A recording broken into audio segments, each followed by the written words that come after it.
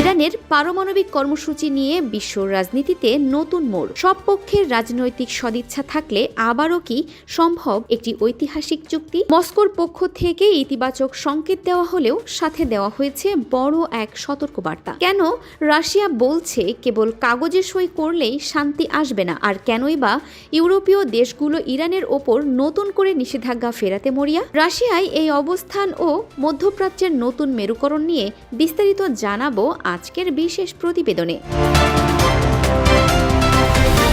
সম্প্রতি রাশিয়ার পররাষ্ট্র মন্ত্রণালয়ের জ্যেষ্ঠ কর্মকর্তা ওলেগ পোস্টনিকভ এক সাক্ষাৎকারে জানিয়েছেন, সব পক্ষ আন্তরিক হলে ইরানের পারমাণবিক কর্মসূচি নিয়ে নতুন সমঝোতা সম্ভব। তবে তিনি সতর্ক করে বলেছেন যে 2015 সালের চুক্তি আমাদের শিখিয়েছে চুক্তি সই করাই শেষ কথা নয়, এর স্থায়িত্ব নির্ভর করে প্রতিটি পক্ষের সঠিক ও নিয়মিত বাস্তবায়নের ওপর।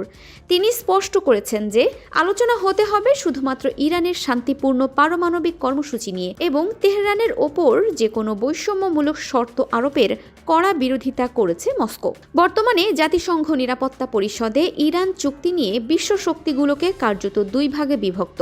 2015 সালের রেজুলেশন 2231 অনুযায়ী ইরানের ওপর যে বিধি নিষেধ ছিল, তেহরানের দাবি অনুযায়ী তার মেয়াদ গত বছরের অক্টোবরেই শেষ হয়েছে। কিন্তু যুক্তরাজ্য, ফ্রান্স ও জার্মানি এখন স্ন্যাপব্যাক মেকানিজম ব্যবহার করে সেই নিষেধাজ্ঞাগুলো ফিরিয়ে আনার চেষ্টা করছে। তবে রাশিয়া ও চীন এই দাবির তীব্র বিরোধিতা করে বলছে, যুক্তরাষ্ট্র নিজেই যেখানে আগে চুক্তি থেকে সরে গেছে সেখানে এই নিষেধাজ্ঞা ফেরানোর কোনো আইনি ভিত্তি নেই। বিশ্লেষকদের মতে রাশিয়ার এই সমর্থন ইরানের জন্য এক বিশাল বড় কূটনৈতিক জয়। মস্কো মনে করে ইরানের ওপর আন্তর্জাতিক চাপ সৃষ্টি করে কোনো সমাধান আসবে না, বরং এটি উত্তেজনা আরও বৃদ্ধি করবে। ওলেগ পোস্টনিকভ প্রশ্ন তুলেছেন যে পশ্চিমারা আসলে সমাধান চায় কিনা। রাশিয়ার রাষ্ট্রীয় সংবাদ মাধ্যম স্পুতনিককে দেওয়া সাক্ষাৎকারে তিনি আরও উল্লেখ করেন যে রাজনৈতিক পরিপক্কতা না আসা পর্যন্ত কোনো চুক্তি টেকসই হবে না। এদিকে ইরানও সাফ জানিয়ে দিয়েছে তারা কোনো ধরনের অন্যায্য শর্ত মেনে নেবে না।